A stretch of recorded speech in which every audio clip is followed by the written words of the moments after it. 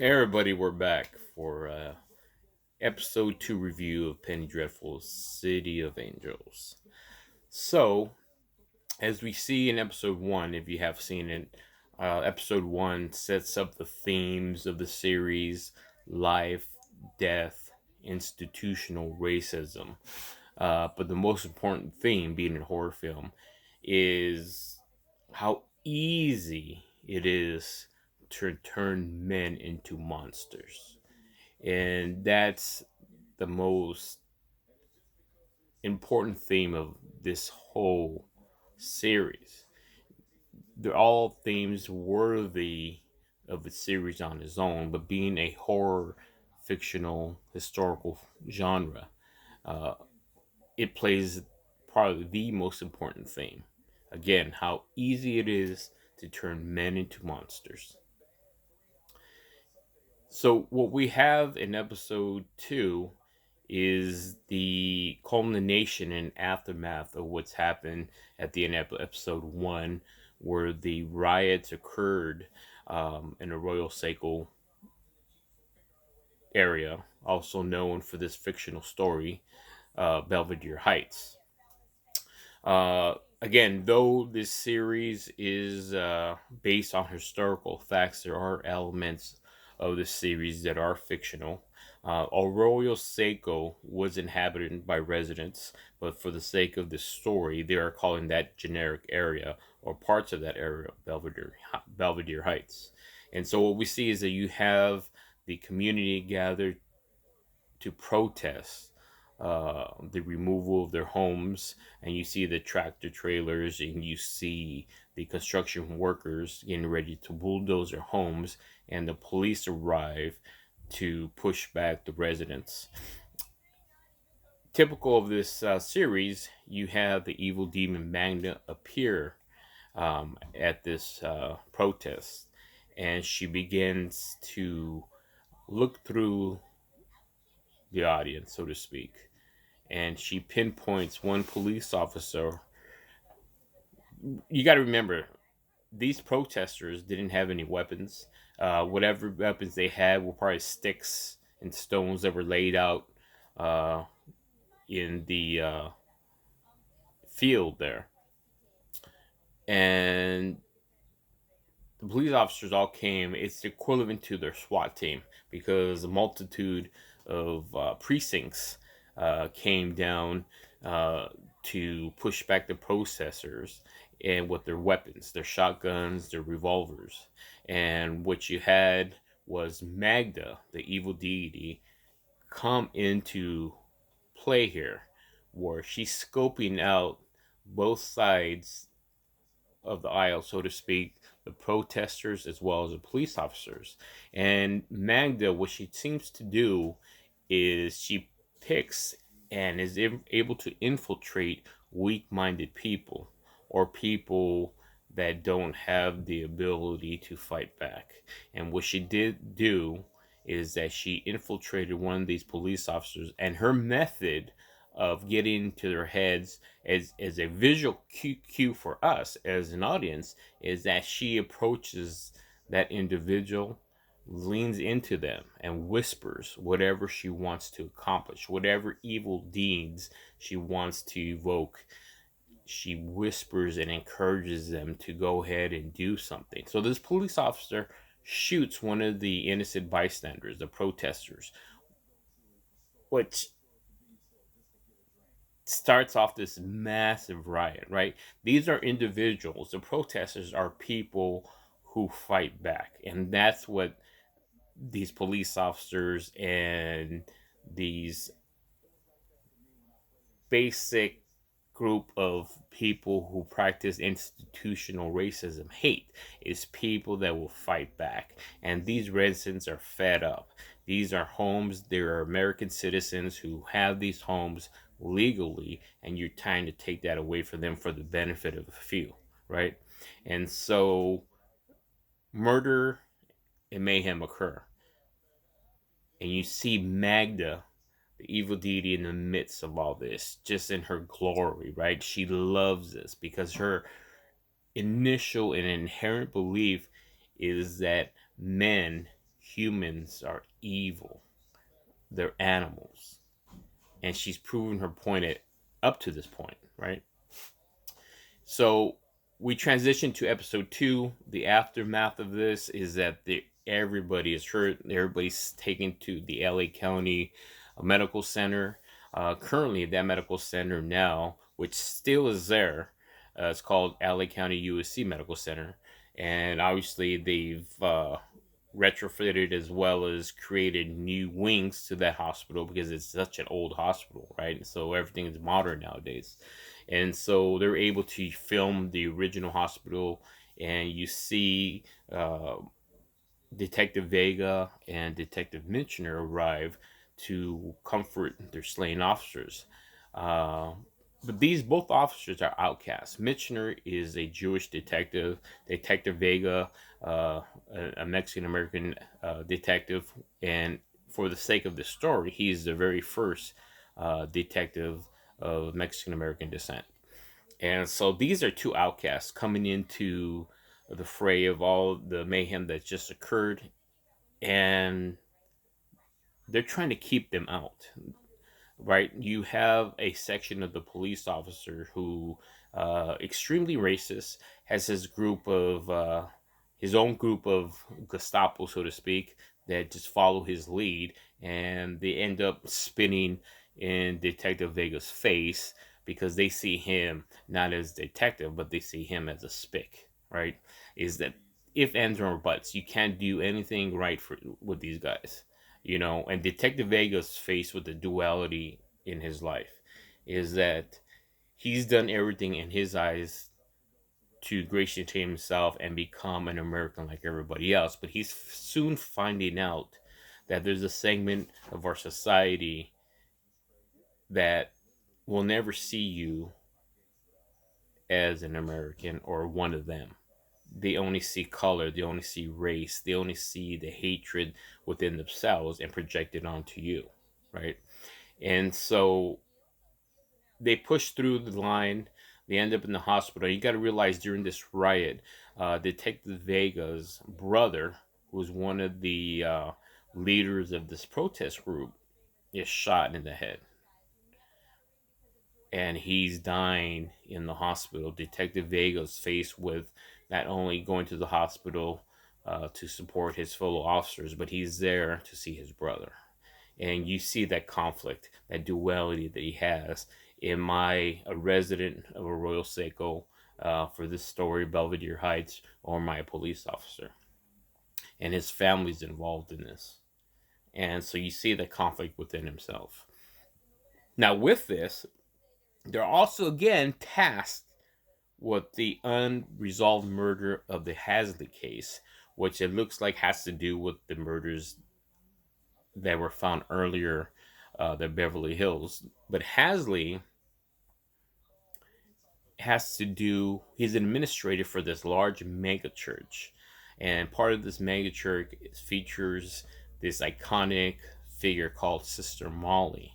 Um, and you see behind the scenes that the mother's peddling this young woman to be uh, pure and innocent. And the whole premise behind that, you see the corruption even within this mega church because they have their own political, social agendas, and it's primarily a business. And you see the amounts of money coming into the church.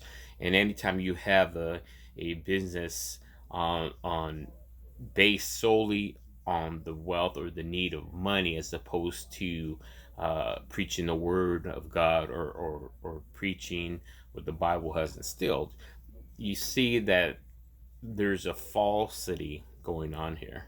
And you see potentially, see episode 2 is building up to there's more than what meets the eye, right? And so episode 2 has slowed down quite a bit. You got to realize this is a film noir type of environment that you have that John Logan uh, created here. And he's the executive producer and creator of the show. And so episode 1 is filled with themes. It kind of threw everything in at you to establish what everything was going on. And you see episode 2 slow down a bit, and you see the characters actually develop more. What we see throughout this time, when Detective Mitchner, played by Nathan Lane, is not working as a police officer, he is part of a group of fellow Jews who are keeping tabs, because what they have come to realize, they realize that the Nazis has infiltrated not only elements of City Hall, but they also infiltrated Hollywood, and now they're infiltrating the construct of the city. They're construction workers. They're in Caltech, and you see that throughout this whole series. They have their hands in every part of the American society, specifically here in Los Angeles, and trying to infiltrate the country this way by taking down its infrastructure and building back up to what they want. And so you see an evolution of characters here. Detective Mitchner is constantly being pulled in different directions. He has to do his job as a police officer to protect the citizens, including the racist citizens, including all the citizens. But he also has a duty to his family, his kind, his people of Jewish descent who were being killed in Nazi Germany. But they're bringing this here to United States. And so, unlike Detective Vega, these are two peas in a pod. They're similar characters coming from different aspects, different points of view, but they're facing the same problems and the same trials and tribulations. They both of them have sympatical for, if you will. Now, going back to a scene, one of the opening scenes is you see the aftermath again, like I mentioned, in the hospital. So, Detective Vega's Raul's brother is in the hospital dying. His younger brother is trying to comfort his mother, Maria, as well as his sister. And he decides that he wants to comfort them, and the younger brother, and decides that he's going to go get refreshments for them. And in the middle of him picking out some soda pop, as they call it, he's confronted by that one police officer who has his own Gestapo with him, and starts picking on this young boy and essentially blaming him for all the problems in the city. And they start to get into an argument, primarily on the side of the corrupt police officer, as the police officer manhandles this boy and shoves his fist in his face. He's begging the kid to scream, right? He wants that control. He wants this kid to squeal like a pig and cry for his own amusement, and to show that he has dominance over this young boy. Now, right in the middle of this, the boy holds his ground, right? He's a tough little kid. And right behind him appears a young zoot sitter called Fly Rico, who is not afraid of the police, but it appears the police are afraid of him. So he pops up. You hear the switch of a switchblade go off, and he's just standing there, just waving his blade, asking the police if there is a problem here. He protects the boy. The police officer tells him, "What are you going to do? There's four of us, there's one of you." And Fly Rico, without skipping a beat, says, "There's a city of me." In other words, you mess with me, you're going to get a whole city coming after you, right? Of these zoot suiters, these young counterculture group of kids that are just fed up with being pushed, being beaten, which being treated with these racist points of view and just treated and beat up. I mean, this is actual events, and this war, the story gets better because, again, if you know historical facts in the city of Los Angeles, there was a Zoot Suit riots that occurred in the 30s and in the 40s, and basically it was a group of racist cops who, again, blamed the counterculture, these youths who stood up for themselves, called the Zoot Suiters, who basically, and the reason why they're called zoot suiters was because of the zoot suit, of course. But this is a group of disenfranchised youth, right? They're all American citizens, but you have a society that wants to create them and put them in a light that they're foreigners and they don't belong here, although they are citizens of the United States. So what you have is you have a group of teenagers who rebelled by not only by the clothes that they wore, the music that they listened to, and the dance, right? Typical teenager stuff. Now, to demonize these kids, they had police officers and other military uh, personnel beat these kids during the 30s and 40s, which created historically what we know as the Zoot Suit riots. So this takes place prior to all this happening. And so the police officer realizes the numbers that they have. And if he wanted to create something bigger, he would he would either back off at that moment while he's manhandling this poor kid, or he goes through and tries to create more of a problem for himself.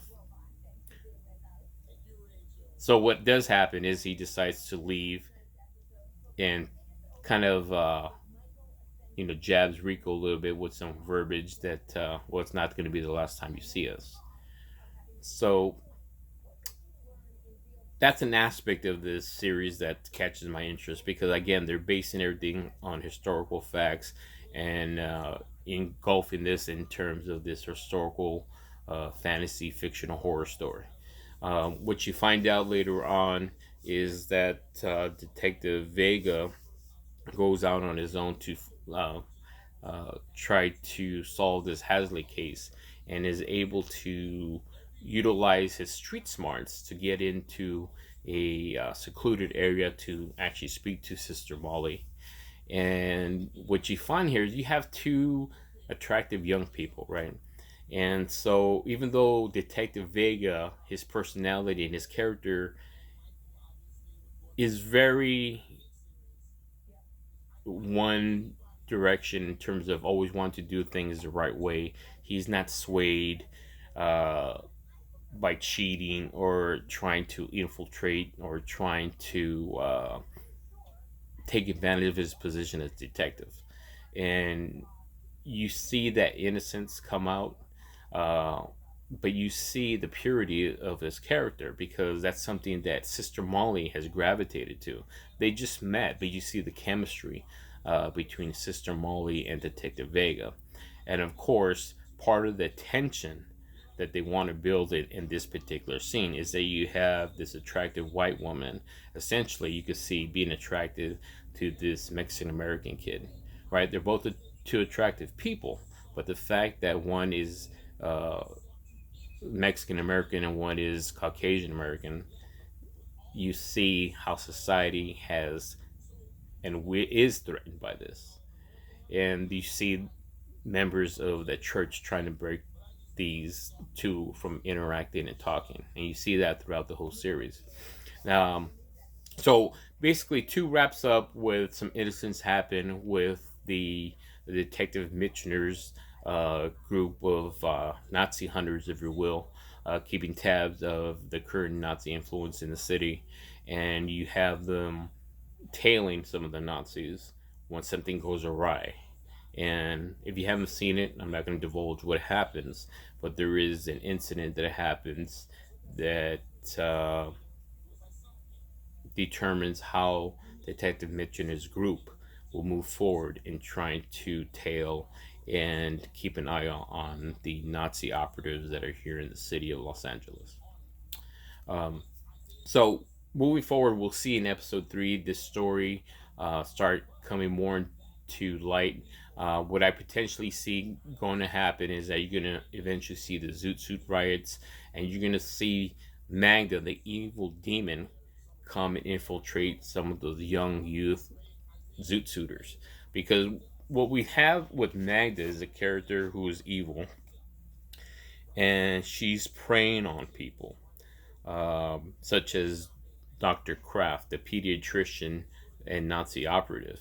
Um, to many people, he looks like a sympathetic character, and he very may well have been. But when you come into a place, if you're German American, but you decide you left Germany to escape war and destruction, but then you come here to America being a pediatrician, so you can have your practice here in the United States, but then you decide that this is a society that's not just white, and you have a problem with that.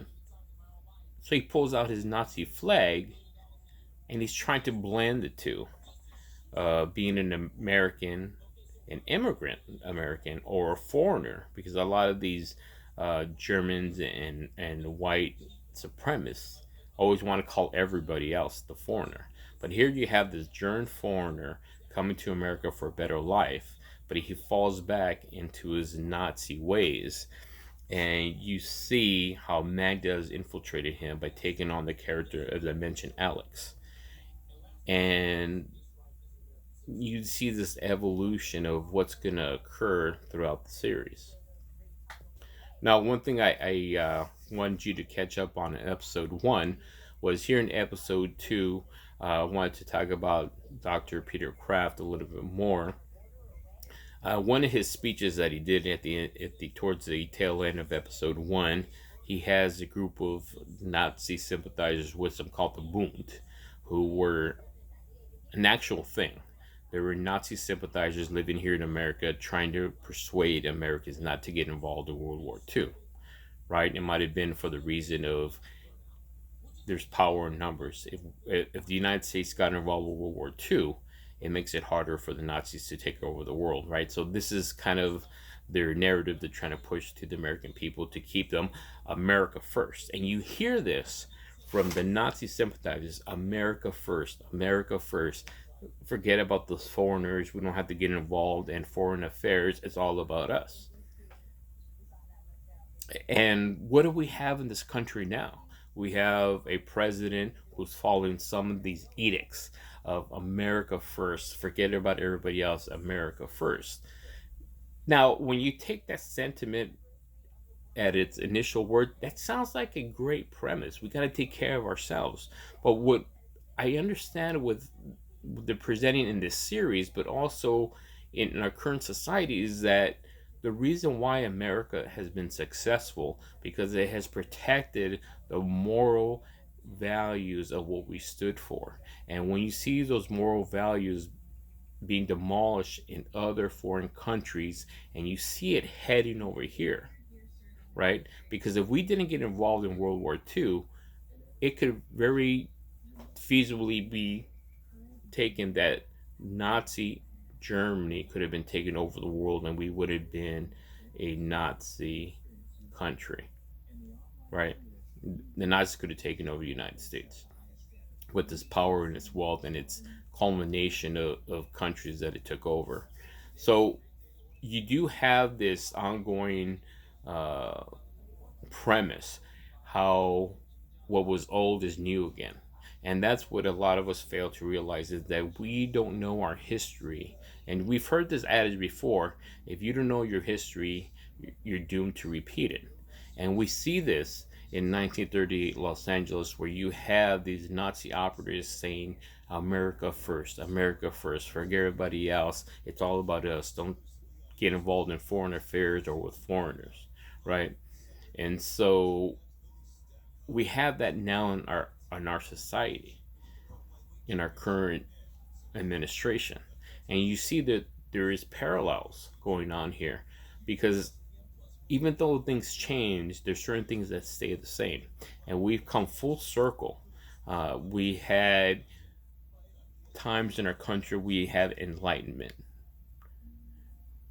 But with that enlightenment, we have to be aware of what the future holds.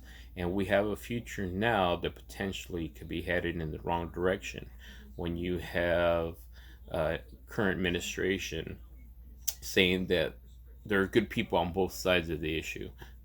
The Nazis, the white supremacists that killed innocent people, it was in North or South Carolina.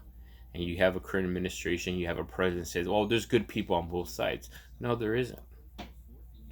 You know, And so that's what you have here. That's what you have here in 1938 in Los Angeles. It is the same premise. It is what's going on and what did go on. And again, one of the things that was interesting with John Logan, I read an extensive interview with him, was he said it himself. Now, John Logan, for those of you who are not familiar with the creator of Penny Dreadful City of Angels, he has a great Hollywood background. He was a writer and producer and directed quite a few things theatrically. He was a writer on Gladiator. He was a writer on The Aviator. He also wrote for Any Given Sunday with Al Pacino and Jamie Foxx. And so this man has a great background in terms of production and writing, and he's the one in charge of the Penny Dreadful City of Angels. He's the creator of it. Now, one of the things in the article that came out was he wanted to point out how, in the article, he had mentioned how the city and the country likes to forget our history. But again, it goes, if you don't know your history, we're deemed to repeat it. And he pointed out in his own words that the city of LA likes to forget its past. It likes to erase the actual historical past. And he points out is that people don't want to know, or people forget, that the city of Los Angeles was part of Mexico. And to demonize its origins and to demonize the people that live there and call them foreigners is wrong. These people are native to this land, just like the Chumash Indians who inhabited this land. It wasn't until the Europeans came where they created borders and decided to segregate everything. But you have an indigenous culture from Mexico that intertwined with indigenous cultures that were here in the United States. And so that's what John Logan has presented, is that for some reason the city of LA, as he put it, likes to efface what Los Angeles was, like to erase what Los Angeles was and is, right? And so he found it pretty interesting to go forward with this premise. And so in episode 3, I think what we're going to see is that we're going to continue to see these characters play out. You're going to see Dr. Peter Kraft fall down this rabbit hole with Alex, who is the devil, who is the demon. And again, Magda, who is the one of the two sister deities. Santa Muerta is a good one. Magda is a bad one. But she's the most interesting, charismatic character, right? She's the one that's probably the most appealing character because she takes on a role of a seductress. She takes on Alex, the mild-mannered, pretty blonde girl from Germany who is seducing Dr. Kraft. And she's also playing Elsa, the administrative assistant to Councilman Townsend, who has loftier goals, like I mentioned before, to be mayor of the city of Los Angeles. But he is being influenced by Elsa, who is also Magda, right? And so you see the continued racism continue. And you got to remember, I've seen and heard other reviewers complain that they're tired of these stories of racism and cops being bad. But why should you be sorry, or why should you be tired of the truth?